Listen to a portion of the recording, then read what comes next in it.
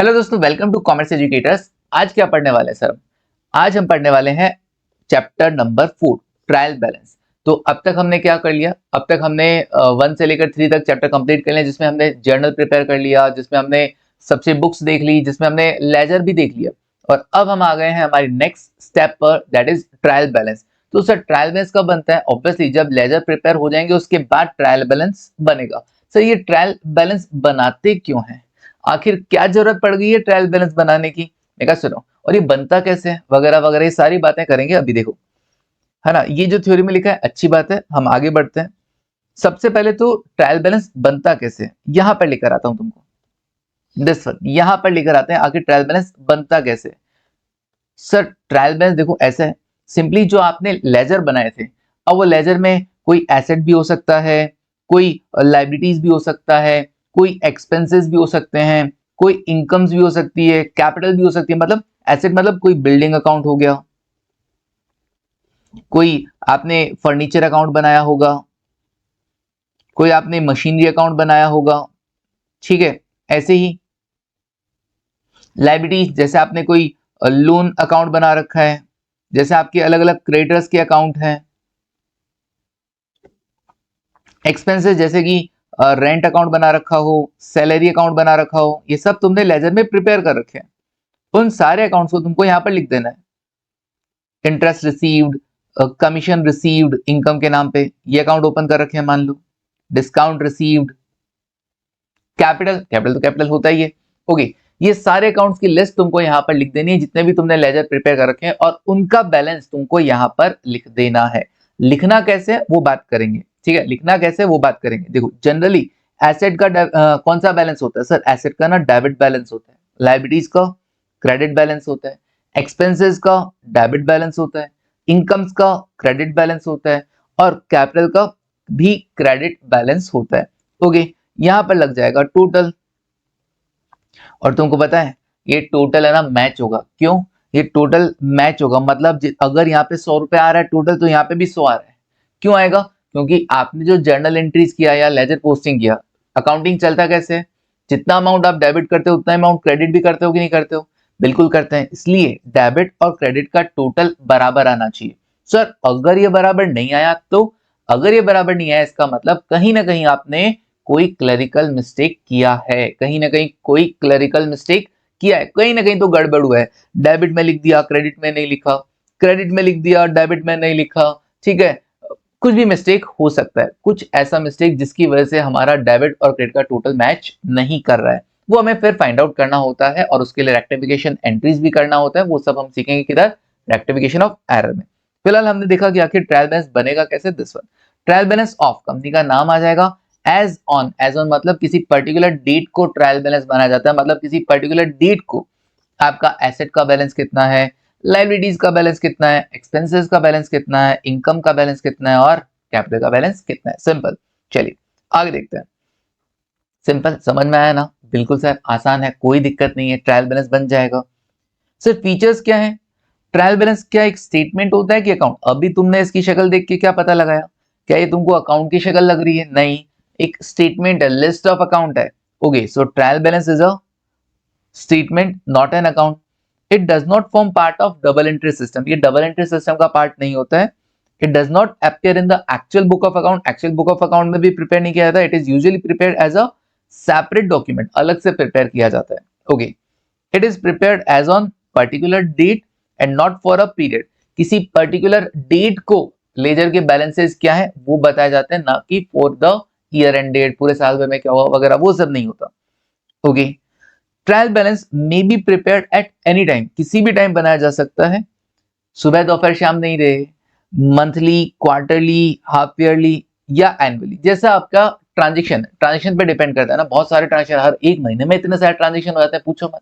या मुझे हर महीने के एंड में P&L बैलेंस शीट बनाना ही होता है, प्रॉफिट लॉस देखना होता है, तो मंथली ट्रायल बैलेंस बना लेंगे। जनरली लिस्टेड कंपनी जो होती है उनको अपना क्वार्टरली रिजल्ट देना होता है, तो वो लोग क्वार्टरली ट्रायल बैलेंस बना लेंगे। किन्हीं कंपनीज को अगर क्वार्टरली नहीं प्रिपेयर करना अपना P&L बैलेंस शीट, तो वो ईयरली बना लेंगे, ठीक है। तो डिपेंड करता है, ट्रायल बैलेंस आप जब चाहो, जिस दिन चाहो, बैलेंसेस निकाल कर अकाउंट्स के बना सकते हैं। However, It is to be noted that the trial balance must be drafted at the end of the accounting year before the preparation of financial statement. लेकिन हर साल ऐसे नहीं, सर मैं इस साल के एंड में भी ना बनाऊं तो, अरे आलसी लोगों, साल के एंड में तो बनाना पड़ेगा ना। तुम्हारा P&L बैलेंस शीट जब भी तुमको बनाना है उससे पहले तुमको ट्रायल बैलेंस बनाना ही होगा। मस्ट बी ड्राफ्टेड ना at the end of every year, every accounting year. Clear? Okay. If the books are arithmetically accurate, the total of debit balances must agree with the total of credit balance. बताया ना मैंने, अगर आपका accounts में proper debit credit हुआ है, proper amount debit हुआ है, उतना अमाउंट प्रॉपर में क्रेडिट हुआ है, तो आपका डेबिट और क्रेडिट का टोटल मैच करेगा। तो हम उसे कहेंगे कि आपकी जो अकाउंट्स है, आपकी जो बुक्स है, दोज आर अरिथमेटिकली एक्यूरेट। वो क्या है? अरिथमेटिकली एक्यूरेट है। लेकिन इसके लिए क्या होना जरूरी है? इसके लिए होना जरूरी है कि भाई debit is equals to credit, जितना डेबिट हुआ उतना ही क्रेडिट हुआ हो। सर कभी कभी ऐसा भी तो हो सकता है कि डेबिट क्रेडिट बराबर हो लेकिन फिर भी मिस्टेक हो। हाँ बिल्कुल हो सकता है, लेकिन वो mistakes trial balance find out नहीं कर पाता है। ओके, तो ट्रायल बैलेंस सर हम इस मिस्टेक का पता लगाने के लिए करते हैं, बिल्कुल।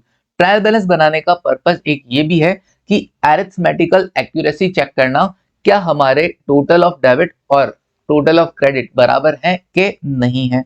नाउ क्या एग्रीमेंट ऑफ ट्रायल बैलेंस मतलब ट्रायल बैलेंस का मैच हो जाना, क्या एक प्राइमा फेसी एविडेंस है कि आपने अरिथमेटिकल एक्यूरेसी मेंटेन कर रखा है? बिल्कुल, प्राइमा फेसी तो हम कह सकते हैं, मतलब स्टार्टिंग में देखकर बोला सकता है यार मैच हो गया, डेबिट क्रेडिट मैच हो गया, मतलब हमारा अकाउंटिंग सही है।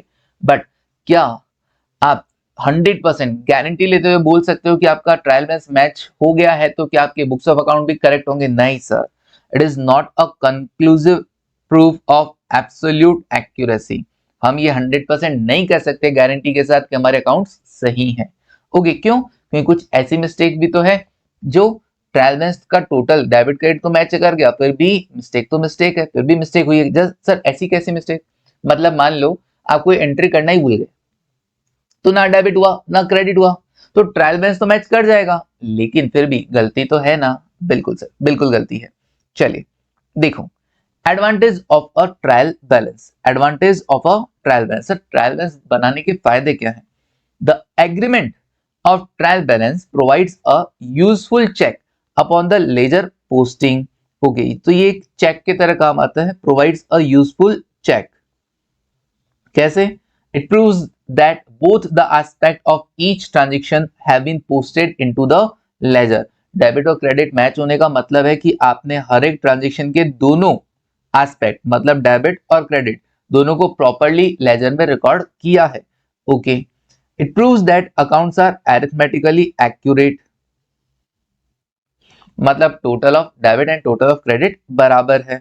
Okay, it facilitates the preparation of financial statement. Okay, मतलब सर इससे P&L बैलेंस शीट बनाना आसान हो जाता है। P&L बैलेंस शीट बनाने के लिए हमको क्या चाहिए? लिस्ट ऑफ अकाउंट चाहिए। अब या तो लिस्ट ऑफ अकाउंट की एक शीट तैयार कर लो जो कि ट्रायल बैलेंस से बन जाती है, या फिर तुम क्या करोगे, हर बार लेजर को जाके देखोगे, पेज पलट पलट कर देखोगे, हर एक लेजर का अलग से बैलेंस बार बार चेक करोगे और फिर P&L और बैलेंस शीट में उनको लिखोगे। कितना हेक्टिक हो जाएगा। तो सिंपली एक लिस्ट तैयार कर लो ना, उस लिस्ट को ही तो अपने को क्या करना है, P&L बैलेंस शीट में बनाने टाइम यूज करना है। इसीलिए तुम्हारे जो क्वेश्चंस आते हैं ना फाइनल अकाउंट के भी, उसमें क्या होता है, तुमको ट्रायल बैलेंस गिवन होता है। ट्रायल बैलेंस गिवन होने के बाद P&L बैलेंस शीट बनाना आसान हो जाता है। Okay, it act as a connecting link between ledger account and financial statement. दोनों के बीच में एक लिंक का काम करता है, मतलब लेजर के बाद और फाइनल अकाउंट से पहले क्या बनाया जाता है? ट्रायल बैलेंस बनाया जाता है। ओके, तो मैं यहां लिख देता हूं, कनेक्टिंग लिंक को हाईलाइट कर देता हूं। ठीक है, तो ये एडवांटेजेस हो गए हैं। तो सिंपली दो रीजन है, एक तो अरिथमेटिकल एक्यूरेसी को चेक करने के लिए और दूसरा फाइनेंशियल स्टेटमेंट बनाने के लिए हमको ट्रायल बैलेंस बनाना पड़ता है। Errors not identified by trial balance, मतलब debit equals to credit, debit का टोटल और क्रेडिट का टोटल बराबर है, फिर भी क्या है, फिर भी there is mistake, even if there is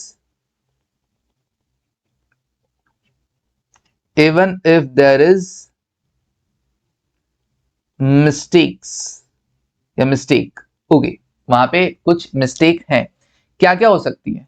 जैसे एरर ऑफ ओमिशन और डुप्लीकेशन। एरर ऑफ ओमिशन मतलब एंट्री करना ही भूल गए। तो जैसे गुड सोल्ड टू राम, तो Ram account debit to sales, तो ना तो राम अकाउंट को डेबिट किया, ना ही सेल्स अकाउंट को क्रेडिट किया, तो ना डेबिट हुआ ना क्रेडिट हुआ, तो अपने आप ट्रायल बैलेंस मैच हो जाएगा। भैया तुम अगर कोई एंट्री करो ही नहीं तो ट्रायल बैलेंस तो मैच हुआ ही है वैसे भी। ओके।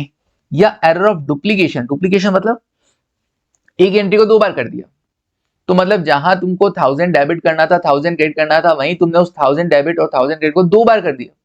कर दिया तो कर दिया, डेबिट में भी 2000 डेबिट हो गया, क्रेडिट में भी 2000 क्रेडिट हो गया, सिंपल। क्या फर्क पड़ जाएगा, टोटल ऑफ डेबिट और टोटल ऑफ क्रेडिट तो बराबर रहेगा ना। तो error of omission, error of duplication, इस एरर की वजह से, मतलब अगर ये एरर एग्जिस्ट भी करती है तो भी आपका ट्रायल बैलेंस मैच कर जाएगा।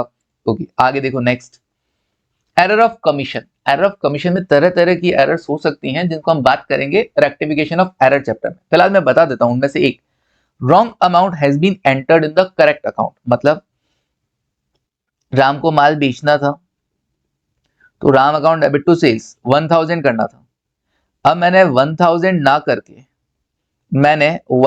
ना करके इस साइड भी 500 कर दिया, इस साइड भी 500 कर दिया। एरर ऑफ कमीशन है ना, wrong amount has been entered in the correct accounts both side.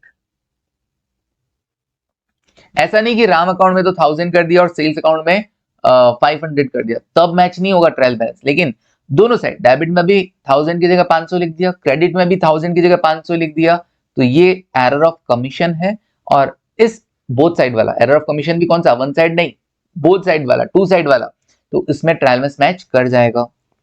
फिर उसके बाद error of principle. Error of principle क्या होता है, एरर ऑफ प्रिंसिपल होता है अगर आप किसी कैपिटल आइटम को रेवेन्यू ट्रीट कर लें या रेवेन्यू को कैपिटल ट्रीट कर लें। जैसे कि मशीन खरीदा, इंस्टॉल करवाया, तो इंस्टॉलेशन जो चार्जेस लगे उसका क्या करोगे। Sir installation charge first time जब भी एसेट खरीदते हैं ना, तो उस पर उसको रेडी टू यूज तक के जितना भी खर्चा होता है वो एसेट की कॉस्ट में ऐड करना होता है।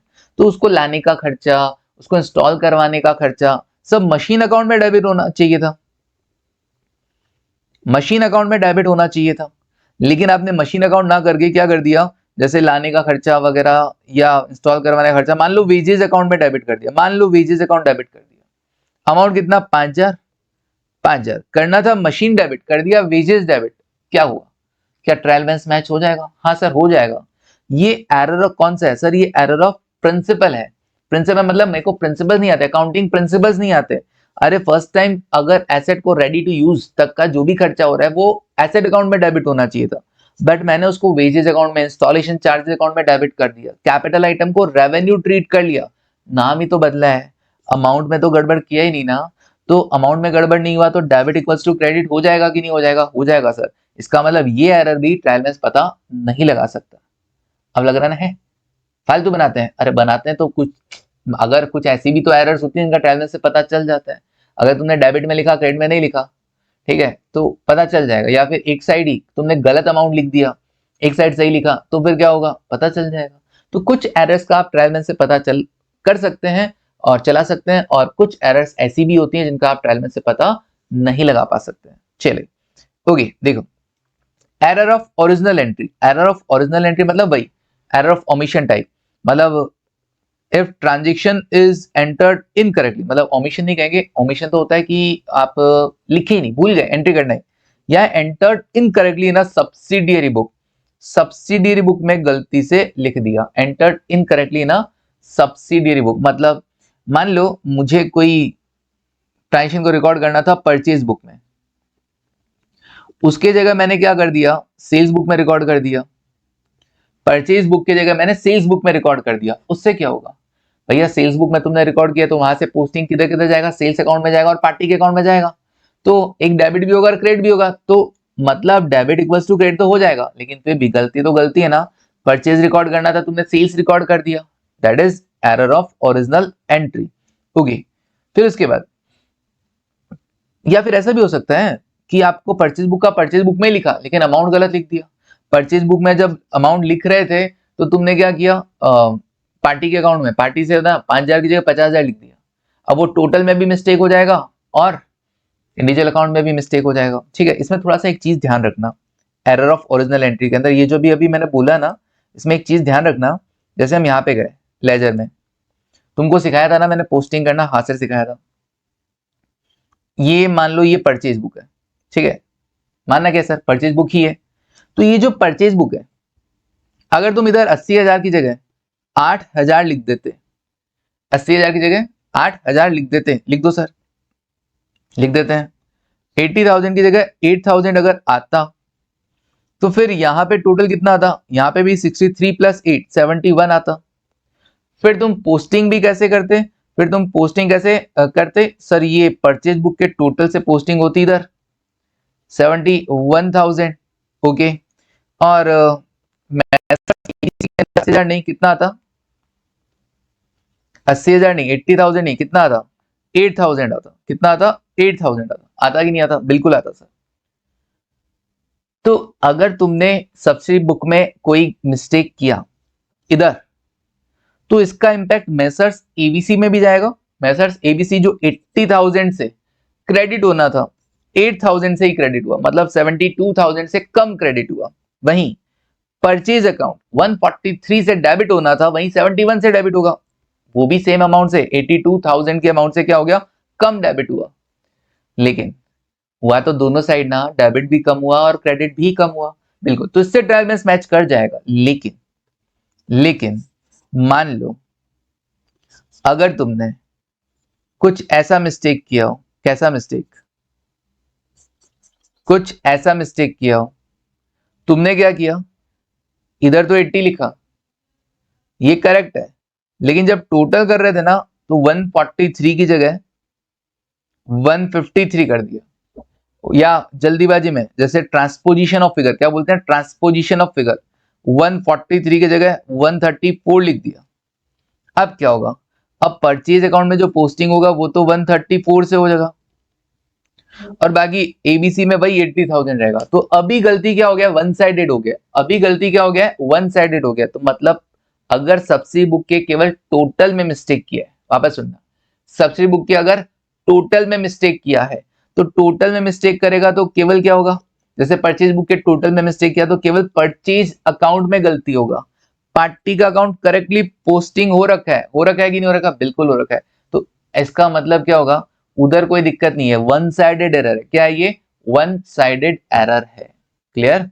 तो अभी वन साइडेड एरर की वजह से ट्रायल बैलेंस मैच नहीं होगा। टू साइडेड एरर है तो यस ट्रायल बैलेंस मैच हो जाएगा। ओके, वो भी सेम अमाउंट से मिस्टेक होना चाहिए ना। चलो अभी अभी समझ में आया। हाँ सर, ये काम बहुत आएगा आगे चल के तुम्हारे, ये आगे चल के बहुत काम आने वाला है कि गलती इधर भी किया है क्या सर, या इधर तो करेक्ट कर दिया, गलती केवल टोटल में हुआ है क्या सर। तो ये चीज ध्यान रखना है। क्लियर है, चलिए ओके आगे बढ़ते हैं। अब देखो कंपनसेटिंग एरर। कंपनसेटिंग एरर क्या होता है, कंपनसेटिंग एरर मतलब नाम से ही पता चला, कंपनसेट कर रहा है। कंपनसेट कर रहा है मतलब टू और मोर मिस्टेक, इसके लिए मतलब एक से ज्यादा गलती होनी जरूरी है। मतलब सर ये क्या है चीज, मैं क्या देखो, मान लो मुझे परचेज अकाउंट को डेबिट करना था कितने से, 1 लाख से, बट मैंने गलती से परचेज अकाउंट को डेबिट कर दिया 10,000 से। तो इसका मतलब 90,000 से कम डेबिट किया ना, बिल्कुल। वहीं मेरे को वेजेस अकाउंट को डेबिट करना था 10,000 से, मैंने वेजेस अकाउंट को डेबिट कर दिया 1 लाख से, 1 लाख से। बताओ, इस बार मैंने 90,000 से ज्यादा क्रेडिट कर दिया, यहां पे तो सॉरी डेबिट कर दिया, यहां पे तो 90,000 से क्या हुआ था, लेस डेबिट हुआ था। यहां पे 90,000 से क्या हो गया, एक्सेस डेबिट हो गया, एक्सेस डेबिट हो गया। तो ये दो गलतियां मिलकर क्या कर रही है, एक दूसरे को कंपनसेट कर रही है कि नहीं कर रही है, कर रही है सर। एक जगह आपने 90,000 से कम डेबिट किया, दूसरी गलती में आपने 90,000 से ज्यादा डेबिट कर दिया, टोटल ऑफ डेबिट तो बराबर हो जाएगा ना सर। इसका मतलब कंपनसेटिंग एरर की वजह से भी ट्रायल बैलेंस पे कोई इंपैक्ट नहीं आएगा। एरर ऑफ ओरिजिनल एंट्री, सबसे बुक्स वगैरह में तुमने गलत कर दिया, उसके बाद पोस्टिंग प्रॉपर जा रहा है उसके अकॉर्डिंग गलत लिखा बुक में, और उसके बाद तुम प्रॉपर उसके अकॉर्डिंग एंट्री लेजर में पोस्टिंग कर रहे हो, तो भैया ये भी ट्रायल बैलेंस में मैच नहीं करेगा, क्योंकि तुमने डेबिट क्रेडिट प्रॉपर किया है। हाँ, उसमें अगर केवल सबसे बुक में अगर केवल टोटल में मिस्टेक किया है, मैं लिख देता हूं ना, exception totalling mistake, total mistake in subsidiary book, सबसे बुक की अगर तुमने टोटल में मिस्टेक किया है ना अगर केवल, तो वो वन साइडेड एरर होगा, वो ट्रायल बैलेंस से पता चल जाएगा, वो ट्रायल बैलेंस से पता चल जाएगा क्योंकि उसका केवल एक साइड गलत पोस्ट हुआ है, दूसरे साइड प्रॉपर पोस्ट हुआ है। एरर ऑफ प्रिंसिपल, कैपिटल को रेवेन्यू, रेवेन्यू को कैपिटल मान लेते हो, नाम में ही तो फर्क किया तुमने, अमाउंट में तो नहीं किया ना, ट्रायल बैलेंस मैच हो जाएगा। एरर ऑफ कमीशन, केवल और केवल कौन सा वाला, बोथ साइड अगर तुमने कोई गलती किया है, सेम अमाउंट लिख दिया हो, तो वो मैच, ट्रायल बैलेंस मैच हो जाएगा। एरर ऑफ ओमिशन, भूल ही गए हो, लिखना ही भूल गए सर, तो ना डेबिट हुआ ना क्रेडिट हुआ। एरर ऑफ डुप्लीकेशन, दो बार डेबिट दो बार क्रेडिट कर दिया, तो भी ट्रायल बैलेंस मैच हो जाएगा। तो ये कुछ ऐसी एरर्स थी जो ट्रायल बैलेंस के थ्रू आइडेंटिफाई नहीं की जा सकती थी। चलिए आगे देखो सर, ट्रायल बैलेंस बनता कैसे है। दो मेथड है, टोटल मेथड और बैलेंस मेथड। ज्यादा अच्छा कौन सा है, बैलेंस मेथड है ना, मोर रेलेवेंट। ज्यादा अच्छा कौन सा मेथड है, बैलेंस मेथड। सर ये बनता कैसे है, मैं कहा देखो, टोटल मेथड और बैलेंस मेथड काम कैसे करता है, देखो जरा। मान लो तुम्हारे सामने मैं एक बिल्डिंग अकाउंट बनाता हूं, building account, okay.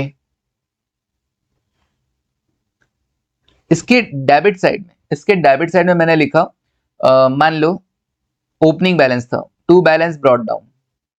Opening balance, sir to balance brought down ही क्यों, क्योंकि बिल्डिंग एसेट है और एसेट का नेचर डेबिट होता है, तो ओपनिंग बैलेंस किधर आएगा, डेबिट में आएगा। मान लो मेरे पास 2 लाख की ऑलरेडी बिल्डिंग थी, फिर ड्यूरिंग द ईयर मैंने 1 लाख की बिल्डिंग और खरीद ली, टू कैश अकाउंट, 1 लाख रुपए की बिल्डिंग और खरीद ली। फिर उसके बाद साल के एंड में जब मैं डेप्रीशिएशन कैलकुलेट कर रहा था, तो 30,000 का डेप्रीशिएशन लगा और मैंने यहां पर बैलेंस कैलकुलेट कर दिया कि अभी ईयर एंड पर मेरा बिल्डिंग का बैलेंस कितना है। ईयर एंड पर मेरा बिल्डिंग का बैलेंस है 2,70,000, 2,70,000। अब मुझे बनाना है ट्रायल बैलेंस, तो ट्रायल बैलेंस कैसे बनेगा, मेरे पास दो मेथड है, एक टोटल मेथड और एक बैलेंस मेथड। तो अगर मैं टोटल मेथड की बात करूं, तो टोटल मेथड कहता है कि देखो भाई ऐसा है कि आपको करना क्या है, आपको ट्रायल बैलेंस मतलब लिस्ट ऑफ अकाउंट्स है, list of accounts, debit balance है तो इधर लिख दो, क्रेडिट बैलेंस है तो इधर लिख दो। टोटल मेथड क्या कहता है, आप अकाउंट का नाम लिखो लिस्ट में बिल्डिंग, और टोटल मतलब जो भी टोटल है, डेबिट में जो भी आपके ट्रांजेक्शन हैं उनका टोटल कर दो। तो ओपनिंग 2 लाख था और 1 लाख का आपने और बिल्डिंग खरीद लिया, तो टोटल में कितना आ गया, टोटल में आ गया 3 लाख, ओके। तो डेबिट का टोटल कितना है, 3 लाख, लिख दो। क्रेडिट में क्या लिखोगे, बैलेंस नहीं निकालना, बैलेंस के अलावा कितना है, सर बैलेंस के अलावा है ना 30,000 हमने लिखा है, 30,000 हमने लिखा है, ओके। तो क्रेडिट में आप क्या लिख दो, 30,000 लिख दो, बस ये टोटल हो गया। मतलब total of debit column and total of credit column is written on the debit column and credit column of the trial balance, okay. तो total of debit and total of credit is written on debit and credit column of the trial balance, that is total method। Balance method क्या कहता है, balance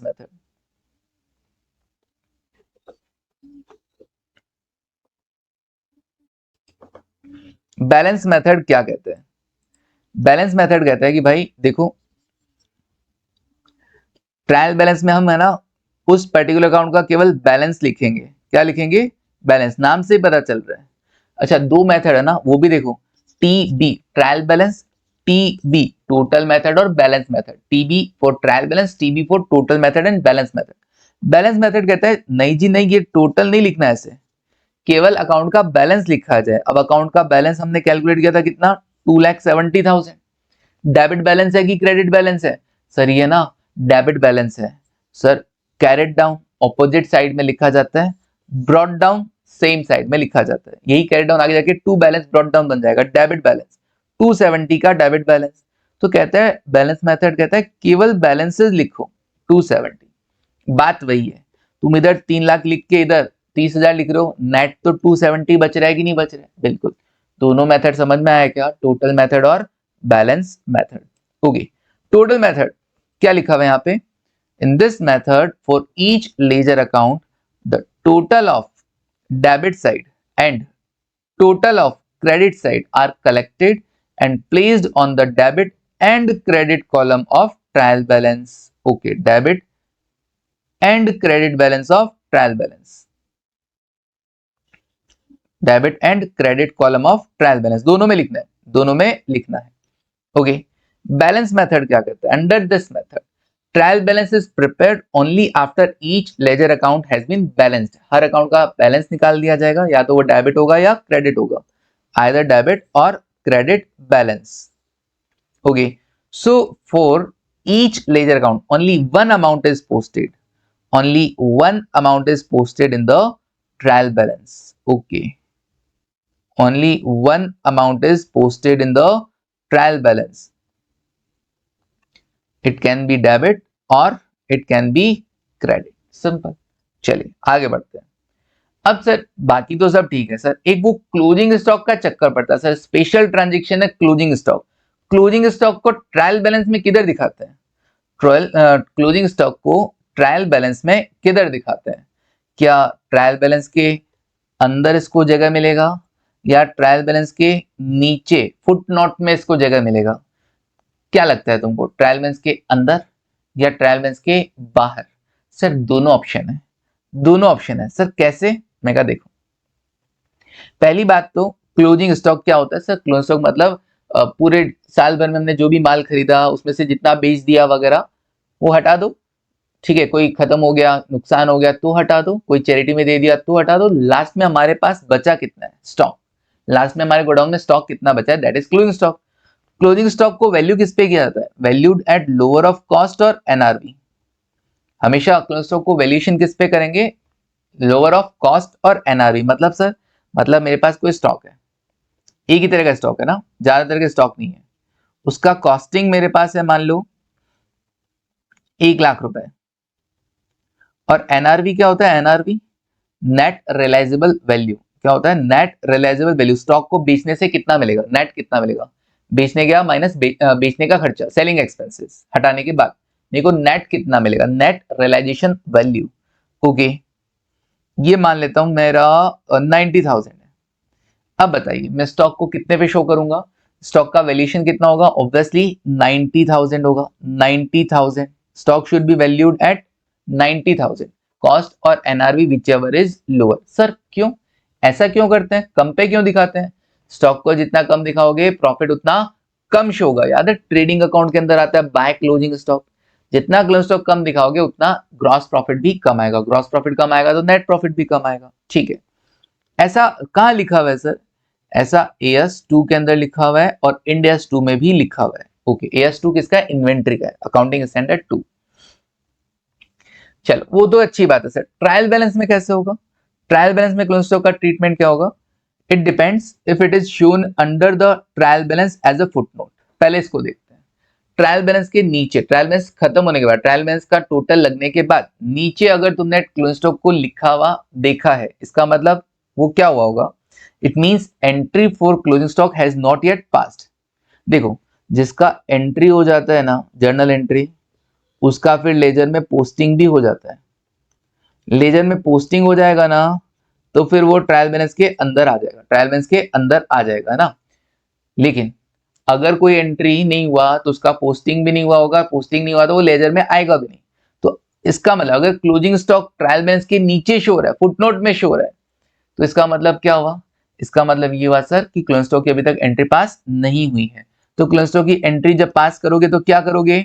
entry होगी closing stock account debit to trading account. क्या होती है? Closing stock to trading. तुमने trading बनाया कभी? हाँ सर बनाया तो है। तो ट्रेडिंग अकाउंट के क्रेडिट साइड में कभी देखा है तुमने ऐसा लिखा हुआ by closing stock? By sales आता है और बाय क्लोजिंग स्टॉक आ जाता है। तो बाय क्लोजिंग स्टॉक आने का मतलब पता है क्या होता है? बाय क्लोजिंग स्टॉक का मतलब ये है तुमने यहां पर एंट्री किया closing stock account debit to trading, closing stock account debit to trading. अच्छा, ट्रेडिंग अकाउंट में हमने क्या किया है? क्रेडिट साइड में लिखा by closing stock, by closing stock. और एंट्री तुमको पता है ना कैसे चलता है लेजर में, हमेशा राइट टू लेफ्ट। तो एंट्री क्या बना इसका मतलब, क्लोजिंग स्टॉक टू ट्रेडिंग। क्या बना, closing stock account debit to trading account. Okay, मतलब समझ रहे हो, क्लोजिंग स्टॉक की पहली एंट्री ही कब हुई है, ट्रेडिंग अकाउंट के टाइम हुई है। मतलब ट्रायल बैलेंस बनाने से पहले इसकी कोई एंट्री नहीं की गई थी। साल के एंड में हम गए, हमने काउंट किया भैया स्टॉक कितना है, हमने काउंट कर लिया इतना स्टॉक है 31 मार्च को, उसकी कॉस्टिंग देख ली, फिर मार्केट में उनका वैल्यूएशन देख लिया, नेट रियलाइजेबल वैल्यू आ गया, जो भी दोनों में से कम था उस अमाउंट को मैं यहां पर शो कर दूंगा बाय क्लोजिंग स्टॉक, जो भी इसका वैल्यू होगा, लोअर ऑफ कॉस्ट और एनआरवी। सिंपल, ये एंट्री पहली एंट्री हुई है closing stock account debit to trading. Closing stock की फर्स्ट टाइम एंट्री हमारी बुक्स में रिकॉर्ड हुई है, closing stock account debit to trading account. Simple. Okay, तो अब एक बात बताओ, तुमने ये एंट्री पास किया, बताओ इसके बाद क्लोजिंग स्टॉक किधर शो होता है सर, इसके बाद ना बैलेंस शीट में शो होता है। बैलेंस शीट में किस तरफ, एसेट साइड में। बैलेंस शीट में किस तरफ, एसेट साइड में। ओके, तो बैलेंस शीट में एसेट साइड में हम दिखाते हैं closing stock, closing stock. Simple, asset side में क्या लिखते हैं, क्लोजिंग स्टॉक। ओके, डन हो गया, आगे बढ़ो, चलिए आगे बढ़ते हैं। नेक्स्ट सर, अगर हमको इसको ट्रायल बैलेंस के अंदर शो करना हो तो क्या होगा, if it is shown in the trial balance, अगर ये ट्रायल बैलेंस के अंदर शो होगा। ट्रायल बैलेंस के अंदर आने के लिए तुमको पता है, ट्रायल बैलेंस के अंदर शामिल होने के लिए तुमको इसका अकाउंट होना चाहिए, अकाउंट होने के लिए पहले एंट्री होनी चाहिए। तो ट्रायल बैलेंस के अंदर आना है ना, इसका मतलब तुमने ऑलरेडी एंट्री कर दी है। अगर क्लोजिंग स्टॉक ट्रायल बैलेंस के अंदर आ रहा है, इसका मतलब तुमने ऑलरेडी एंट्री कर दी है। तो सर इसका मतलब हमने एंट्री कर दी है, बिल्कुल, entry for closing stock has already been passed. क्या एंट्री किया होगा तुमने, entry has been already been passed. Okay, क्या एंट्री किया होगा सर, हमने एक बार बताओ, स्टॉक जो बचा वो किस में से बचा होगा सर, परचेज किए हुए माल में से, बिल्कुल। तो आपने एंट्री क्या किया यहाँ पे, closing stock account debit to purchases. क्या किया, closing stock account debit to purchases. Okay, purchase किए हुए माल में से ही तो स्टॉक बचा हुआ है, तो अगर आप एंट्री पास कर देते हो closing stock account debit to purchases, इसकी वजह से क्या आएगा, ट्रायल बैलेंस में, इसकी वजह से ट्रायल बैलेंस में क्या आएगा, क्लोजिंग स्टॉक भी शो हो जाएगा और इसका इफेक्ट परचेज में भी आएगा। क्लोजिंग स्टॉक को तो प्लस हो जाएगा और परचेज जितना है ना उतना क्या हो जाएगा, माइनस हो जाएगा। जितना मान लो तुम्हारा परचेज था 5 लाख का, अगर स्टॉक बचा हुआ है 50,000 का, तो 5 लाख में से क्या हो जाएगा, 50,000 क्या हो जाएगा, कम हो जाएगा। 50,000 क्या हो जाएगा, कम हो जाएगा, 450 ही शो होगा। परचेज का नेचर डेबिट होता है, अगर तुम क्रेडिट करो तो परचेज का बैलेंस कम होगा कि नहीं होगा, बिल्कुल होगा। क्लियर है, चलिए ओके आगे बढ़ते हैं। नेक्स्ट, तो closing stock account debit to purchases. Sir अब ट्रेडिंग अकाउंट में आएगा क्या, क्या अब इसके बाद ट्रेडिंग अकाउंट के अंदर आएगा क्या, ट्रेडिंग अकाउंट, क्या इसके बाद ट्रेडिंग अकाउंट में बाय क्लोजिंग स्टॉक आएगा क्या। अब इसके बाद अगर तुम मतलब ऑलरेडी एंट्री कर चुके हो, अब अगर तुम ऑलरेडी एंट्री कर चुके हो तो इसके बाद वापस से इधर एंट्री मत कर देना, वापस से इधर एंट्री मत कर देना, इसको लिखो और कट कर दो, लिखो और कट कर दो। क्यों सर, अगर तुमने ट्रेडिंग अकाउंट में फिर से लिख दिया बाय क्लोजिंग स्टॉक तो डबल बार एंट्री हो गई कि नहीं हो गई, हाँ सर डबल बार एंट्री हो गई कि नहीं होगी, बिल्कुल। तो अगर तुमने एंट्री ऑलरेडी कर रखा है ना closing stock account debit to purchases, इसका मतलब इसका इफेक्ट ट्रायल बैलेंस में आ गया होगा, तुमने क्लोजिंग स्टॉक को रिकॉर्ड कर लिया है। तो अभी सेकंड टाइम फिर से मत कर देना, वरना दो बार क्लोजिंग स्टॉक हो जाएगा, 2 बार क्लोजिंग स्टॉक डेबिट हो जाएगा, मत कर देना। सर बैलेंस शीट में आएगा क्या, बिल्कुल बैलेंस शीट में जरूर आएगा, बैलेंस शीट में as it is closing stock आएगा, बैलेंस शीट में as it is asset side में क्लोजिंग स्टॉक आएगा। बट ध्यान रखना, वापस बोल रहा हूं, अगर तुमने ट्रायल बैलेंस के, अगर तुमने ट्रायल बैलेंस बनाने से पहले क्लोजिंग स्टॉक का एंट्री नहीं किया है, नहीं किया है, तो ऑब्वियसली वो ट्रायल बैलेंस के अंदर तो नहीं आएगा, किधर आएगा, फुटनोट में आएगा। ट्रायल बैलेंस के नीचे एक लाइन लिख देंगे कि हमारा क्लोजिंग स्टॉक इतना है, तो एंट्री नहीं हो रखा तो ट्रायल बैलेंस के अंदर भी एंट्री, एंट्री नहीं हो रखा मतलब ट्रायल बैलेंस के अंदर एंट्री नहीं हो रखा है। सिंपल, एंट्री नहीं हुआ, पोस्टिंग नहीं हुआ, पोस्टिंग नहीं हुआ मतलब लेजर नहीं बने, लेजर नहीं बने तो उसका इंपैक्ट ट्रायल बैलेंस में नहीं शो होगा। सिंपल, तो फुटनोट में शो किया तो किधर जाएगा, ट्रेडिंग में भी जाएगा, बैलेंस शीट में भी जाएगा। लेकिन अगर तुमने इसको ट्रायल बैलेंस में शो किया, इसका मतलब ऑलरेडी तुमने एंट्री पास किया है। ऑलरेडी क्या एंट्री किया होगा, closing stock account debit to purchases. तो अभी क्या हुआ होगा सर, अभी क्या हुआ होगा, क्लोजिंग स्टॉक का हमने एंट्री पास कर दिया है, तो अभी सेकेंड टाइम एंट्री मत कर देना, ट्रेडिंग अकाउंट में नहीं लिखना, केवल और केवल किधर लिखना, बैलेंस शीट में लिखना। समझ में आया क्या? बिल्कुल। और इस एंट्री से आपकी परचेज क्या हो गई है, एडजस्ट हो गई है, परचेज का अमाउंट क्या हो गया, कम हो गया। तो ट्रायल बैलेंस में जितना परचेज शो होना चाहिए ना, उससे कम शो होगा। ठीक है, डन। सर कोई अमाउंट लेके बता दें? बिल्कुल अमाउंट लेके भी बता देते हैं। देखो जरा, जैसे कि मान लो आपका परचेज था ड्यूरिंग द ईयर, परचेज था 5 लाख का, ठीक है, परचेज था 5 लाख का। तो एक ट्रायल बैलेंस में तो आप परचेज शो कर रहे हो 5 लाख का, ठीक है, परचेज शो कर रहे हो कितने का, 5 लाख का, डेबिट साइड में। ठीक है जी, डेबिट साइड में। और क्लोजिंग स्टॉक को किधर दिखा रहे हो, नीचे, ट्रायल बैलेंस के नीचे। ये क्लोजिंग स्टॉक हमारा कितना है, 50,000। क्लोजिंग स्टॉक कितना है, 50,000। ओके, ऐसे केस में तो क्या होगा आपका, अब क्लोजिंग स्टॉक की एंट्री नहीं हो रखी ना, तो ट्रेडिंग अकाउंट में दिखाओगे तुम, ट्रेडिंग अकाउंट में दिखाओगे क्या, bye closing stock 50,000, bye closing stock 50,000। Okay, और फिर बैलेंस शीट में भी जाएगा, फिर बैलेंस शीट में भी जाएगा, बैलेंस शीट में एसेट्स में, बैलेंस शीट में एसेट्स में क्लोजिंग स्टॉक कितना, 50,000।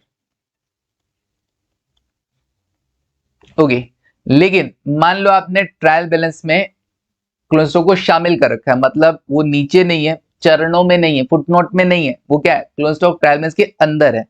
ट्रायल बैलेंस में अंदर आने के लिए क्या हुआ होगा, एंट्री पास हुआ होगा कि नहीं हुआ होगा, बिल्कुल एंट्री पास हुआ होगा, closing stock account debit to purchases.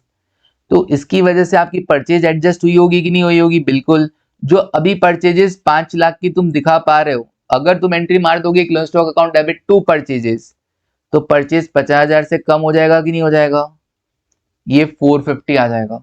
और 50,000 जगह कौन ले लेगा, क्लोजिंग स्टॉक ले लेगा 50,000। अल्टीमेटली ट्रायल बैलेंस के डेबिट कॉलम में 5 लाख ही आएगा, अल्टीमेटली कितना आएगा, 5 लाख ही आएगा डेबिट कॉलम में। ठीक है सर, लेकिन हाँ अभी क्लोजिंग स्टॉक की एंट्री हो चुकी है, तो अब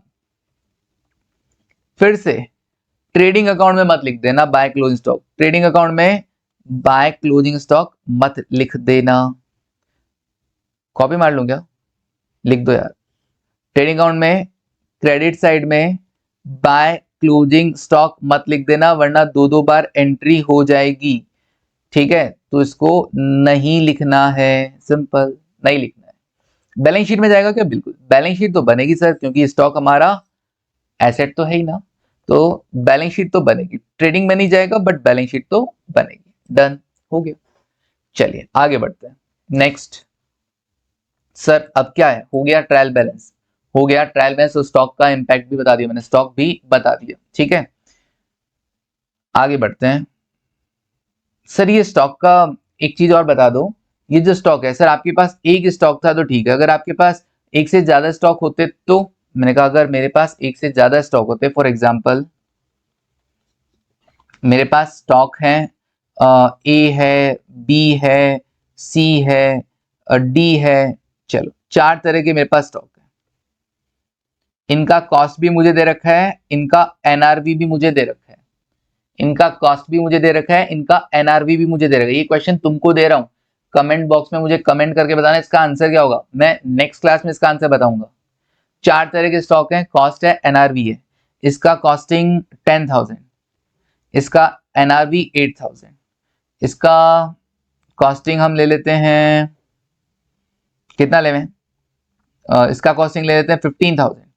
ओके, और इसका एनआरवी ले लेते हैं हम लोग 20,000, इसका कॉस्टिंग हम ले लेते हैं कितना, 25,000, और इसका एनआरवी हम लेते हैं 21,000।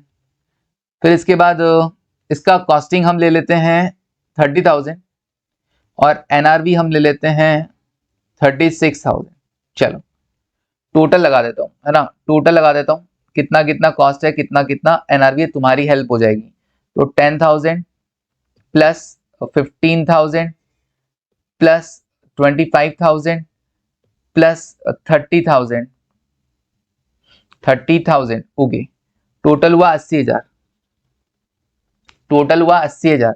एनआरवी का टोटल लगाऊं 8,000 प्लस 20,000 प्लस 21,000 प्लस 36,000 85,000। चलो अब तुम मुझे कमेंट करके बताओगे क्लोजिंग स्टॉक का वैल्यू कितना है, क्लोजिंग स्टॉक का वैल्यू कितना है जो कि ट्रेडिंग और बैलेंस शीट में शो होगा, ट्रेडिंग और बैलेंस शीट में शो होगा। सर कोई बचा गया, सर ट्रेडिंग में मैंने एंट्री कर दी क्लोज स्टॉक की तो ट्रेडिंग में शो नहीं होगा, कोई बात नहीं, तुम तो केवल बैलेंस शीट में बताओ, बैलेंस शीट में क्लोज स्टॉक कितना शो होगा बताइएगा। जो भी आंसर सही बताएगा, है ना, उसको मेरी तरफ से, उसको मेरी तरफ से बहुत बहुत बधाइयां जी, ठीक है ना, वो मेरा ना फेवरेट स्टूडेंट कहलाएगा, वो मेरा फेवरेट स्टूडेंट कहलाएगा। तो मैं यहाँ पे आंसर देख लेता हूँ मेरा कितना आ रहा है एक बार के लिए। हाँ, मैंने मेरा आंसर चेक कर लिया है, तुम तुम्हारा बता देना, ठीक है, वेट करूंगा, वही फेवरेट स्टूडेंट होगा जो इसका आंसर देगा, ठीक है। चलिए ओके डन, आगे देखते हैं। उन सबको मैं ना अपनी फेवरेट लिस्ट में रखूंगा, मतलब उन्होंने अगर मुझसे डाउट पूछा ना तो मैं पहले बताऊंगा, भाग के जाऊंगा, दौड़ के जाऊंगा, और है ना पहले वो ये सर ये तो कुछ वैसा कुछ अलग साउंड कर रहा है ना, हाँ कि टीवी सीरियल्स देखते हो तुम लोग, हाँ, भगा भगा के मारूंगी, दौड़ा दौड़ा के मारूंगी, है ना, पता नहीं कैसे मारूंगी, जो भी है, खैर वो मैं भाग के क्या करूंगा, उसका डाउट सॉल्यूशन करूंगा। चलिए देखते हैं कौन कौन है ना पर्सनली। चलिए पर्सनली मैसेज नहीं करना, कमेंट बॉक्स में मैसेज करना, मैं उसका नाम याद रखूंगा, और उसने अगर हमसे ना कोर्स परचेज कर रखा है ना, बिल्कुल उसको मैं अलग से स्टार मार्क लगा के ना वो फेवरेट सेव करूंगा, बिल्कुल। देखो क्वेश्चन नंबर 1, दो क्वेश्चन है कर लेते हैं, क्वेश्चन नंबर 1 और क्वेश्चन नंबर 2, ठीक है, आ जाओ यहां पर आओ, क्वेश्चन नंबर 1 और क्वेश्चन नंबर 2, ट्रायल बैलेंस। देखो एक क्वेश्चन का सॉल्यूशन तो मैंने लिख रखा है ताकि हमको ना परेशानी कम होगा, हमको क्या होता है जल्दी जल्दी करना होता है ना, क्योंकि ये एग्जाम ओरिएंटेड बैच है। अब ऐसा तो नहीं है मैं हर चीज लिखवा के करवाने वाला हूँ, वरना तो कोर्स ही कंप्लीट नहीं होगा, 180 घंटे तक चला जाता है यार नॉर्मल रेगुलर बैच। मैं इसको चाहता हूँ कि 90 to 100 लेक्चर्स तक ये जाए। चलिए अभी देखो क्या होगा, question number 1, from the following ledger account balances prepare a trial balance of Mr. Sen for the year ended 31st March 2023। आपको क्या करना है, लेजर अकाउंट के थ्रू क्या करना है, ट्रायल बैलेंस तैयार करना है, ट्रायल बैलेंस तैयार करना है, ओके कर देंगे। अच्छा सर आपने जैसा ट्रायल बैलेंस का फॉर्मेट बताया था कि पहले सीरियल नंबर, फिर लिस्ट ऑफ अकाउंट, फिर डेबिट क्रेडिट, ऐसा ही फिक्स होता है क्या? नहीं, सिंपल डेबिट क्रेडिट बैलेंसेस की लिस्ट लिखनी है, जरूरी नहीं है कि डेबिट कॉलम और क्रेडिट कॉलम अमाउंट का साथ में ही है।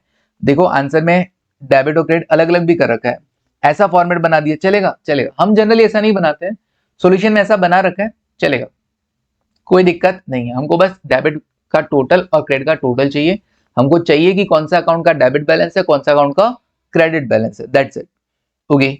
अब तुम मुझे बताते चलना किसका डेबिट किसका क्रेडिट। हाँ दो कलर हम सेलेक्ट कर लेते हैं, एक येलो कलर सेलेक्ट कर लेते हैं और एक ग्रीन कलर सेलेक्ट कर लेते हैं, ठीक है, yellow for debit and green for credit, yellow for debit and green for credit. तुम बताना capital, sir capital credit balance होता है, सर कैपिटल क्रेडिट होता है तो क्रेडिट साइड में लिख देना, ठीक है जी, ये लो जी कैपिटल, डन। फिर उसके बाद सेल्स, सेल्स भी क्रेडिट होता है सर, इनकम होती है तो इसको भी क्रेडिट साइड में दिखा देना, ओके, क्रेडिट कॉलम में अमाउंट लिख देना, मेनली तो ये है। Adjusted purchase, sir adjusted purchase क्या होता है, एडजस्टेड परचेज होता है opening stock plus purchases minus closing stock. Sir closing adjust हो गया इधर, इसका मतलब क्लोजिंग स्टॉक ट्रायल बैलेंस के अंदर आएगा, हाँ आएगा, क्लोजिंग स्टॉक ट्रायल बैलेंस के अंदर आएगा। फिलहाल ये किधर आएगा sir, purchase, opening plus purchase minus closing, सब डेबिट के आइटम होते हैं, डेबिट साइड में आएगा, तो डेबिट बैलेंस है ये लो जी डेबिट, एडजस्टेड परचेजेस। फिर उसके बाद करंट अकाउंट लिखा है क्रेडिट बैलेंस, अगले ने लिखा है क्रेडिट तो क्रेडिट साइड में लिखो ना, ओके। फिर उसके बाद petty cash, sir petty cash, petty cash क्या होता है, एक्सपेंस होता है कि एसेट होता है, पैटी कैश एक्सपेंस होता है कि एसेट होता है? सर पैटी कैश है ना, पैटी कैश एसेट होता है, खर्चा नहीं होता है। पैटी एक्सपेंसेस नहीं बोल रहा मैं, पैटी कैश बोल रहा हूं, एसेट होता है। और एसेट का बैलेंस क्या होता है? डेबिट। एसेट का बैलेंस क्या होता है? डेबिट। सर पैटी कैश, अरे भैया सर एसेट कैसे हुआ? मैंने कहा तुम्हारी पॉकेट में पैसा है क्या? हाँ सर है। तो वो तुम्हारी एसेट है कि एक्सपेंस है? सर वो तो हमारा एक्सपेंस हुआ ना। मैंने कहा खर्चा करने से पहले एक्सपेंस होएगा कैसे? अभी अच्छा एक्सपेंस है तो मुझे दे दो, एक्सपेंस है तो मुझे दे दो। 500, 1000, 10 का नोट है, 10 का नोट चलेगा। सर 1 का सिक्का है, नालायक, किसी गरीब को दे के आ जा, ठीक है। लेकिन वो तेरी एसेट है, ध्यान रखना, वो तेरी एसेट है। चल पैटी कैश क्या है? एसेट है। क्लियर? Okay sir. मतलब एक तो मेन केस है तुम्हारे घर वाले है ना, और घरवाली नहीं, घर वाले, और एक पैटी कैशियर तुम लोग, एक पैटी कैशियर तुम लोग। ओके जी। तो तुम्हारे पास भी जो पैसा है वो भी बिजनेस का एसेट ही है। तो एसेट डेबिट बैलेंस होता है, डेबिट में लिखना। सेल्स लेजर बैलेंस, अच्छा सेल्स लेजर बैलेंस क्या होगा? सर आपने ना बताया था, सेल्स लेजर मतलब डेटर लेजर हो गया sir, debtor ledger. Sales account ऊपर ही आ गया था, ये तो डेटर्स हो गए सर। सेल्स लेजर मतलब debtor ledger, all individual account of debtors are recorded here. तो ये डेटर है ना, डेटर, तो यहाँ पे डेबिट में आएगा 1,20,000। फिर उसके बाद परचेज लेजर, परचेज लेजर मतलब सर क्रेडिटर्स के अकाउंट का टोटल बता रहा है, तो क्रेडिटर्स का बैलेंस क्रेडिट होता है सर। ये ओ सर ये तो स्टार मार्क लगाने का, ये तो हमको पता ही नहीं था सर, ये तो हमको पता ही नहीं था। ओ लास्ट क्लास में बताया था आपने, जिसने लास्ट क्लास नहीं देखी है वो जाके देखना, लेजर के अंदर मैं बता रखा है, डेटर लेजर का नाम सेल्स लेजर, यहाँ पे all individual account of debtors record होते हैं, ठीक है। फिर सैलरी, सैलरी सर खर्चा होता है, तो इसका डेबिट बैलेंस होगा। कैरेज इनवर्ड गुड्स को लाने का खर्चा होता है, डेबिट बैलेंस होगा। कैरेज आउटवर्ड गुड्स को ले जाने का खर्चा होता है, खर्चा तो खर्चा है, डेबिट बैलेंस ही होगा ना। कोई ऐसा मत लो ना एक इनवर्ड एक आउटवर्ड, एक डेबिट बैलेंस एक क्रेडिट बैलेंस, नहीं, दोनों एक्सपेंसेस हैं, दोनों का ही डेबिट बैलेंस ही होता है, कैरेज इनवर्ड और कैरेज आउटवर्ड। नीचे लिखा है नालायक ने, डराने के लिए तुमको। चलो आगे देखो, वो रिटर्न इनवर्ड और रिटर्न आउटवर्ड होता है। रिटर्न इनवर्ड और रिटर्न आउटवर्ड में बैलेंसेज चेंज हो जाएगा। रिटर्न इनवर्ड मतलब गुड्स आया है लौट कर, मतलब सेल्स रिटर्न, कौन सा balance? Debit balance. Return outward, return कर रहे हम बाहर की तरफ, मतलब खरीदा हुआ माल हम लौटा रहे हैं, purchase return, purchase return, okay purchase return. इसका कौन सा बैलेंस होता है? क्रेडिट बैलेंस होता है। क्या होता है? क्रेडिट बैलेंस होता है, ओके। यहाँ पर बैलेंसेज चेंज हो रहे हैं, लेकिन कैरेज इनवर्ड और कैरेज आउटवर्ड में बैलेंस चेंज नहीं होगा, वो दोनों ही एक्सपेंसेस होते हैं। Discount allowed debit balance, building asset है debit balance, outstanding expenses liability है credit balance. Sir colour change, oh ये लो जी, लायबिलिटी है क्रेडिट बैलेंस। प्रीपेड इंश्योरेंस, ओयू तुम लायबिलिटी हो, पा तुम्हारी एसेट है, पा को कभी लायबिलिटी मानने की गलती मत करना। प्रीपेड इंश्योरेंस तुम्हारी एसेट होती है, debit balance, okay. Depreciation expense है, debit balance. Cash at bank asset है, डेबिट बैलेंस। लोन क्रेडिट लिखा हुआ है अगले ने, मतलब लोन हमने लिया है, लायबिलिटी हमारी, credit balance. P and L account credit balance लिखा है अगले ने, ठीक है। कितने का? 20,000 का। Bad debt recovered income balance. Stock 1,20,000 closing है, क्लोजिंग स्टॉक आएगा क्या? क्या क्लोजिंग स्टॉक ट्रायल बैलेंस के अंदर दिखाओगे कि बाहर दिखाओगे? सर क्योंकि हमने एडजस्टेड परचेजेस लिया है, मतलब हमने परचेज में से क्लोजिंग स्टॉक को माइनस कर दिया है, इसका मतलब हमने closing stock account debit to purchases का एंट्री पास कर दिया है, इसका मतलब ये ट्रायल बैलेंस में आएगा। एंट्री हो गया है ना, तो क्लोजिंग स्टॉक ट्रायल बैलेंस के अंदर आएगा। देखा? आ गया ना, तो ध्यान रखना ये वाली चीज, ठीक है। चलो आगे बढ़ते हैं, next. Interest received, interest received क्या है? इंटरेस्ट रिसीव्ड सर इनकम है, क्रेडिट बैलेंस होगा। एक्रूड इंटरेस्ट सर ओयू लायबिलिटी होता है, पा एसेट होता है, पा एसेट है तो एक्रूड एसेट, इंटरेस्ट क्या अपनी एसेट है, ऐसा इंटरेस्ट जो ड्यू तो हो गया, एलिजिबल तो हो गया हम रिसीव करने के लिए, बट अभी तक मिला नहीं है, तो मिलेगा ना फ्यूचर में, तो डेबिट बैलेंस है 4,000 डेबिट बैलेंस। एक्रूड इंटरेस्ट ये रहा debit balance, simple. Investment asset होता है सर, डेबिट बैलेंस है। Provision for bad debt, provision for bad debt के भी अपन पूरा अकाउंटिंग सीखेंगे। बाकी कोई भी तरह का जनरली प्रोविजन होता है ना एक्सपेंसेस के लिए, लॉसेस के लिए, उसका क्रेडिट बैलेंस होता है। प्रोविजन फॉर एक्सपेंसेस या लॉसेस उसका क्रेडिट बैलेंस होता है 6000। Okay, provision for bad debt का डेबिट बैलेंस होता है, उसके लिए प्रोविजन बनाया तुमने पहले से सेफर साइड होकर, तो उसका क्रेडिट बैलेंस होता है। जनरल रिजर्व क्रेडिट बैलेंस होगा, जनरल रिजर्व क्या होगा, क्रेडिट बैलेंस होगा। क्लियर है? चलिए, तो ऐसा करके ट्रायल बैलेंस मैच हो जाएगा, ट्रायल बैलेंस का टोटल लगा दिया। क्लियर है वाली चीज? बिल्कुल, चलो डन है। ओके जी, डन है यहां तक। चलिए अब अगला क्वेश्चन कर लेते हैं। Next question number 2, the given trial balance of bakery for the quarter January to March 23 has been prepared by an intern. Okay, trial balance बना के दिया, इंटर्न ने दिया। इंटर्न या अकाउंटेंट जब भी कुछ काम करता है ना, लफड़ा होता है, कुछ ना कुछ लफड़ा होता है, कुछ ना कुछ गड़बड़ करेगा ही करेगा। COGS, cost of good sold. Cost of good sold sir मतलब opening stock plus purchases minus closing stock. इसको तुमने दिखा दिया 750 डेबिट में, ठीक है। फिर क्लोज स्टॉक दिखाया, हे भगवान क्रेडिट में क्यों दिखाया, तो डेबिट में आना चाहिए था। डेटर्स को क्रेडिट में दिखा दिया, नालायक कहां से पढ़कर आया है पता नहीं। क्रेडिटर्स ठीक है जी, क्रेडिट में दिखा दिया। फिक्स्ड एसेट ठीक है, डेबिट में अच्छा है। ओपनिंग स्टॉक यार इधर ओपनिंग लिख दिया ना, तो फिर वापस ओपनिंग क्यों लिख रहा है? डबल इंपैक्ट नहीं आया क्या? तुम इधर ओपनिंग दिखा रहे हो COGS, फिर इधर फिर ओपनिंग दिखा रहे हो, ये क्या बात हुई? एक बच्चा नालायक अभी अभी बोला सर इधर क्लोजिंग दिखा रहे हैं, इधर क्लोजिंग दिखा रहे हैं, तब तो कोई दिक्कत नहीं हुआ। अरे नालायक, क्लोजिंग इधर माइनस हुआ है तभी तो क्लोजिंग इधर आ रहा है। तुमने क्लोजिंग स्टॉक का एंट्री पास किया है तभी तो वो परचेज में से माइनस हुआ ना, उसमें कोई दिक्कत नहीं है। क्लोजिंग तुम दिखाओ लेकिन इधर नहीं, इधर दिखाओ, ये गलत है, ठीक है। डेटर्स ये गलत है, इधर दिखाओ, ठीक है। क्रेडिटर्स करेक्ट है, फिक्स्ड एसेट करेक्ट है, ओपनिंग स्टॉक तो दिखाना ही नहीं है क्योंकि वो ऑलरेडी इधर आ गया है। ओके, एक्सपेंसेस ये गलत है, इधर दिखाओ। सेल्स ये करेक्ट है, और कैपिटल ये गलत है, इधर दिखाओ। कुछ नहीं आता इसको, कुछ नहीं आता, पक्का फेल होगा ये बंदा पक्का फेल होगा। अगर तुम लोगों को ऐसा नहीं बनना है ना, तो हमारी क्लासेस रेगुलर बेसिस पर देखो, अच्छे से पढ़ाई करो, ठीक है, मेहनत करो, ऐसा नहीं बनना है। नाउ क्यों, you are the senior accountant of the concern and has given responsibility to check the same and redrafted if it required। भैया required तो है, तो बोल दो, the trial balance drafted by the intern has tallied but it has some error। ये बहुत बदमाश बच्चा है ना, टोटल मैच करवा के है, मतलब कॉपी चेक करने वाले को अपन लोग भी है ना बेवकूफ बना के आते हैं ना, बैलेंस शीट का टोटल मैच करवा के आते हैं। ऐसा मत करना, गलत ऐसा कभी मत करना, जिसका जितना आया उसका उतना करके आना, ठीक है। सर हम तो करके आएंगे, क्या पता सही हो जाए। वो एक अलग बात है कि कोई एक आधा आइटम तुम्हें नहीं आता, टोटल मैच करवा के लिख के आके बाकी बैलेंसिंग फिगर में लिख के आ जाते हो, वो एक अलग बात है। चलो रिस्क लेते हो तुम लोग है ना एक। चलो ट्रायल बैलेंस फिर से बनाए, तो लेजर में सबसे पहले क्या आएगा, सबसे पहले तुम COGS लिखना।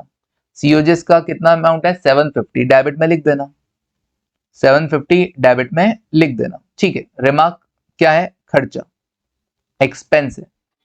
COGS के बाद नेक्स्ट क्या है, क्लोजिंग स्टॉक। क्लोजिंग स्टॉक आएगा क्या, बिल्कुल। COGS आने का मतलब है परचेज में से क्लोजिंग स्टॉक माइनस हो रखा है, इसका मतलब क्लोजिंग स्टॉक की एंट्री हो रखी है। क्लोजिंग स्टॉक की एंट्री अगर हो रखी है तो क्लोजिंग स्टॉक ट्रायल बैलेंस में आएगा, क्लोजिंग स्टॉक ट्रायल बैलेंस में आएगा। ओके,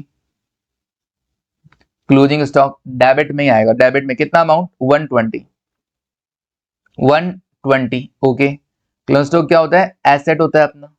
फिर उसके बाद डेटर्स हैं 180 के, डेटर्स हैं 180 के, 1,80,000 के डेटर्स हैं, एसेट हो गया। फिर उसके बाद नेक्स्ट क्रेडिटर्स हैं कितने के, सर क्रेडिटर्स 90,000 के, तो क्रेडिटर्स लिख दो 90,000 का, ये मैंने लिखा क्रेडिटर्स 90,000, किधर लाइबिलिटीज है अपना, तो क्रेडिट नेचर हो गया। फिर उसके बाद फिक्स्ड एसेट 150 का, ये लो जी फिक्स्ड एसेट 1,50,000 का, 1,50,000 का। ओके, ये अपना एसेट है, ये अपना एसेट है, ठीक है। Next opening stock, opening stock नहीं आएगा, ओपनिंग स्टॉक नहीं आएगा, क्यों, क्योंकि आपने ऑलरेडी यहाँ पे COGS में ले लिया उसको।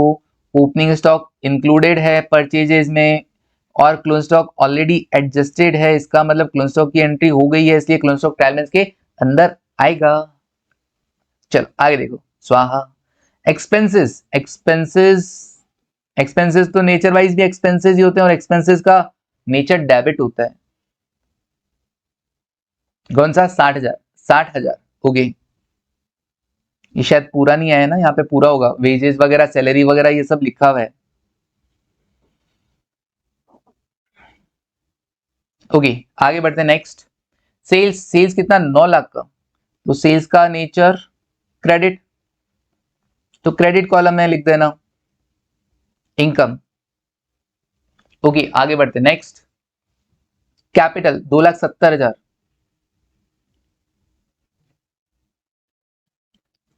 2,70,000।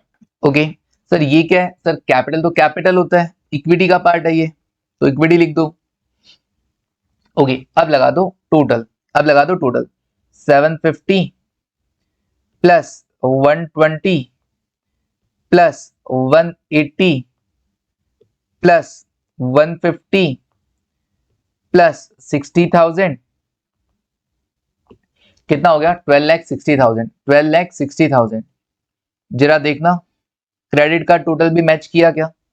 90,000 plus 90,000 plus 9 lakh plus 270। Yes, 12,60,000 match कर रहा है।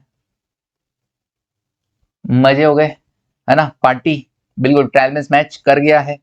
तो ये करेक्टेड ट्रायल बैलेंस है, रीड्राफ्टेड ट्रायल बैलेंस है। Done sir. सीओजीएस की जगह अगर हम अलग अलग लिख सकते हैं क्या? क्लोजिंग स्टॉक को फुटनोट में दिखा सकते हैं क्या? दिखा दो, कोई दिक्कत नहीं है, बट अगले ने क्लोजिंग स्टॉक को अंदर दिखा रखा है, इसका मतलब उसकी इच्छा क्या है? क्लोजिंग स्टॉक को ट्रायल बैलेंस के अंदर दिखाना।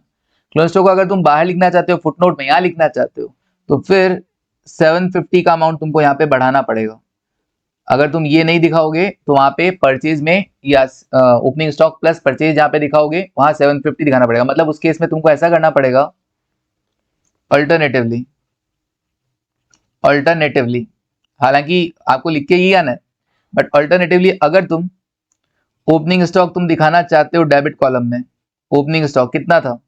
ओपनिंग स्टॉक था 180 का, 180 का ये दिखाओ। फिर क्लोजिंग स्टॉक मत दिखाओ, परचेजेस दिखा दो। परचेज कैसे आएगा सर? सीओजीएस हमको दे रखा था 750, 750 में प्लस क्लोजिंग कर देता हूं 120 और माइनस कर देता हूं 150 ओपनिंग, तो ये आया 720। 7,20,000 का मेरा परचेजेस हो जाएगा, 7,20,000 का मेरा परचेजेस हो जाएगा उस केस में। ठीक है, ओपनिंग आ जाएगा, परचेजेस आ जाएगा, क्लोजिंग स्टॉक फिर ट्रायल बैलेंस में नहीं आएगा, ट्रायल बैलेंस के नीचे आएगा closing stock. Closing stock footnote में आएगा, फुट नोट में कितना? जितना भी था क्लोजिंग स्टॉक 1,20,000 का। ओके, 1,20,000 का। डन, फुटनोट में आएगा, ट्रायल बैलेंस में नहीं आएगा। ये दोनों आइटम आएंगे ट्रायल बैलेंस में। ओके, तो सर इसका टोटल कितना है? 180 और 720 कितना होता है? 9 लाख। तुम देखो इसका टोटल दोनों आइटम का 9 लाख, और इधर इधर कितना है सर? 750 और 120। कुछ गड़बड़ किया क्या अपन ने? ओपनिंग स्टॉक कितना था? ओपनिंग स्टॉक 180 था, ठीक है, और परचेज कितना आएगा? 750, ठीक है। ओपनिंग 180 था प्लस परचेज अगर मैं करूं 720 माइनस क्लोजिंग स्टॉक अगर मैं करूं कितना? क्लोजिंग स्टॉक कितना? 120, तो 780 बैठ रहा है। कुछ गड़बड़ किया मैंने ना, कुछ गड़बड़ किया मैंने। सीओजीएस 150 था प्लस क्लोजिंग कितना था? उल्टा लिख दिया मैंने, क्लोजिंग 120 है माइनस कुछ मैंने ज्यादा ले लिया था, माइनस ओपनिंग कितना? ओपनिंग था 1,80,000, तो उसके हिसाब से तो मेरा परचेज तो 690 बैठता है ना, 690, 690 डन है ना, 6,90,000 और ओपनिंग कितना? 180, 8,70,000 ये हुआ, और इसका टोटल भी 8,70,000 हुआ। ठीक है, एक्चुअली वापस बताता हूं, सीओजीएस क्या होता है? Opening plus purchase minus closing. अब तुमको सीओजीएस दे रखा था 750, मैंने ओपनिंग का वैल्यू गलत ले लिया था शायद, या क्लोजिंग का वैल्यू गलत ले लिया था, कुछ गलत लिया था, प्लस परचेज मुझे पता करना है, क्लोजिंग मेरे को पता है 120, आई थिंक क्लोजिंग ही गलत लिया था, तो क्या परचेज आ जाएगा? बिल्कुल, 750 प्लस 120 माइनस 180, यह आ जाएगा 690। डन। तो या तो इस तरीके से दिखाओ कि ओपनिंग दिखा दो, परचेज दिखा दो, क्लोजिंग स्टॉक ट्रायल बैलेंस के नीचे दिखा दो, या फिर क्लोजिंग स्टॉक को अगर ट्रायल बैलेंस के अंदर लेना है तो फिर तुमको क्या करना पड़ेगा, opening plus purchase minus closing करके सीओजीएस दिखा दो, या इसको एडजस्टेड परचेज भी बोल सकते हो। डन। एडजस्टेड परचेज में परचेज माइनस क्लोजिंग आएगा, ओपनिंग आप अलग से दिखा सकते हो, ओपनिंग आप अलग से दिखा सकते हो। डन। जैसे इस क्वेश्चन में था, ओपनिंग था ही नहीं, यहाँ पे एडजस्टेड परचेज मतलब purchase minus closing. Okay, simple. Done. चलिए, क्लियर है क्या ये वाली चीज? तो दो ऑप्शन थे, मैं कह रहा हूं दूसरे वाले ऑप्शन में मत जाना, फालतू लफड़ा होगा तुम्हारे साथ। सिंपल सीओजीएस दिखाओ, opening plus purchase minus closing, opening आ चुका है इसलिए वापस नहीं दिखाना, क्लोजिंग माइनस हो गया इसलिए वो ऑब्वियसली क्लोजिंग स्टॉक अलग से शो होगा, क्लोजिंग स्टॉक माइनस होने का मतलब है क्लोजिंग स्टॉक की एंट्री हो चुकी है। डन। चलिए, क्लियर है वाली चीज? डन है ट्रायल बैलेंस? तो अभी के लिए बस इतना ही। Thank you, take care and bye.